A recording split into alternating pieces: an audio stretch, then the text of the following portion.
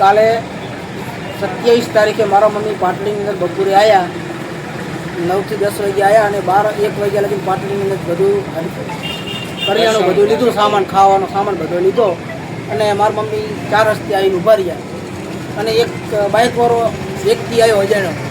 મારા મમ્મીને એમ કીધું કે તમે ક્યાં જાઓ છો?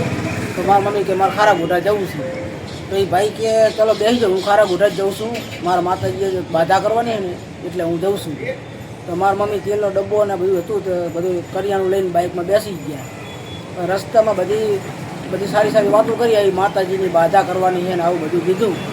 તો મારા મમ્મીને કંઈક ઘરે મૂકી ગયો, આવી ઘરે મૂકી ગયો. પછી મારા મમ્મીને એમ કીધું કે એક મારા માતાજીનું મંદિર છે ને અંદર મારા ખેતરમાં ઉડુન સીમમાં, એમ બોલ્યો ઉડુન સીમમાં મારું મંદિર છે માતાજીનું, અહીંયા કણે લેડીઝના હાથે શ્રીફળ વધેરવાનું. તો કે કોઈ લેડીઝ ના મળે ને તો મારા મમ્મીને કે તમને પાછા લેવા આવું બાઇક લઈને આવું કહીને પાછો જતો રહ્યો. પછી અડધી કલાક ગયો, પણ અડધી કલાક પાછો ઘરે આવ્યો કે હાલો માં કોઈ લેડીઝ મને મળ્યું નહીં. પાછો લેવા આવ્યો એટલે મારા મમ્મી એમ થયું હાથું ડતું કરતા જવું ના જવું. પછી એમ કીધું કે હું તમારા છોકરા જેવો હું અને હું તમને શ્રીફળ વધેરીને તરત પાછા મૂકી દઉં. તો મારા મમ્મી હાલતા થયા માતાજીનું કે મારા મેરણીમાંની બાધા પૂરી થઈ જાય ને કે મારો છોકરો પાસ થઈ જાય, પાસ થઈ ગયો હોય ને એટલે કે બાધા કરવાની આવું બોલ્યો. મારા મમ્મીએ મારા નાના છોકરાને કીધું કે તું હારે હાલ. તો એ ભાઈ બાઇકવાળો બોલ્યો કે 300 વાળી બાઇક નહીં હાલે, જગ્યા નહીં અંદર અને કે હું તમારા છોકરા જેવું હું તમને તરત પાછા મૂકી દઉં.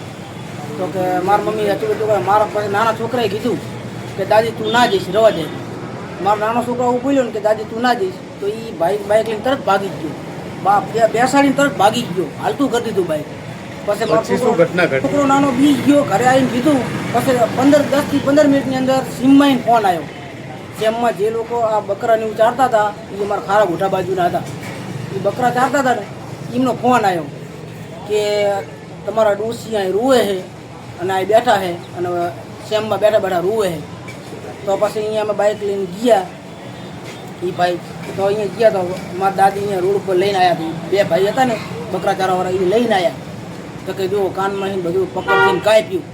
પણ મારી મમ્મીને મેં પૂછ્યું, મારી મમ્મી કે મને ધક્કો માર્યો, રેતમાં પાડી દીધી, આડી પાડીને પગમાં કડલા હતા, ચાંદીના કડલા કાઢ્યા, કાનની 4 વારીઓ કાઢી, આવું બધું લઈ ગયો. પછી અમે પોલીસ સ્ટેશન આવ્યા અને પોલીસને કીધું. તો પોલીસને કીધું કે અમને આ વસ્તુ અમને ગમે એમ કરીને લાવી દો. અંદાજે કેટલા? અંદાજે 2.5 થી 3 લાખ રૂપિયાની વસ્તુ હશે. અત્યારે હોનું ચાંદી લેવા જવાય એવું નથી. આ મારા મમ્મીએ પહેલાંનું કરાયેલું હતું, બધું જાણે સસ્તું હતું ને એ વખતે કરાયેલું હતું. અને પછી અમે અહીં પોલીસ સ્ટેશન આવ્યા તો પોલીસને એમ કીધું કે 3-4 દિવસમાં તમને વસ્તુ મળી જશે. એટલે આજ બીજો દિવસ થયો હોય, હજી અમે પૂછ્યું બીજા દાડે આવીને, પણ હજી એમ ક્યાંક તપાસ ચાલુ. પોલીસ સ્ટેશન અમને એવો જવાબ આવ્યો અને મેં હતા સાહેબને કીધું બને એટલી કોશિશ કરો અને આ વસ્તુ અમને વહેલા અમારા ઘરે પહોંચાડી દો, આટલી તો તમારી મહેરબાની. અને અમારા ખારાગોઢામાં આવું કોઈ થયું નહીં હજી લગીને. આ પહેલો બનાવ બન્યો અને એના હિસાબે અત્યારે ખારાગોઢામાં એ થઈ ગયું હોય, કોઈ લેડીઝ બહાર નીકળતી નહીં અને કોઈ લેડીઝે પહેરવાનું આ જે કાનમાં પગમાં પહેરે છે ને એ પહેરવાનું બધું બંધ કરી દીધું. લોકોએ બધું ઘરમાં મેળી દીધું કે આ હાલતા આપણને બેસાડીને લૂંટી લે. એટલે કોઈને કંઈક આવો ડર બધા આખા ખારાગોઢામાં ડર થઈ ગયો બહુ મોટો. હા, અને અમને મારા મમ્મીને પાછું કીધું કે અહીંયા વસ્તુ કાઢતા તો અહીંયા કીધું કે રાડું ના પાડતું. મારા મમ્મી કે હું રાડું પાડું તો એમ કહેતો કે ઘરથી દબાઈ દઈશ તારી, કે રાડું ના પાડીને પાપા દઈ દીધું. તો મારા મમ્મી કે હું હાવ ગભરી ગઈ અને કે એ પકડ લઈને કાપવા માંડ્યું. તો એ પકડને બધું અમને અહીંયા મળ્યું, શ્રીફળ મળ્યું અને અમે બધું પકડને બધું અહીં પોલીસ સ્ટેશનમાં લાવ્યા અને અમને આપ્યું. મળ્યું એ બધું આવ્યું અને સાહેબે એમ કીધું જે અંદર સાહેબ હતા એ સાહેબે પોલીસવાળા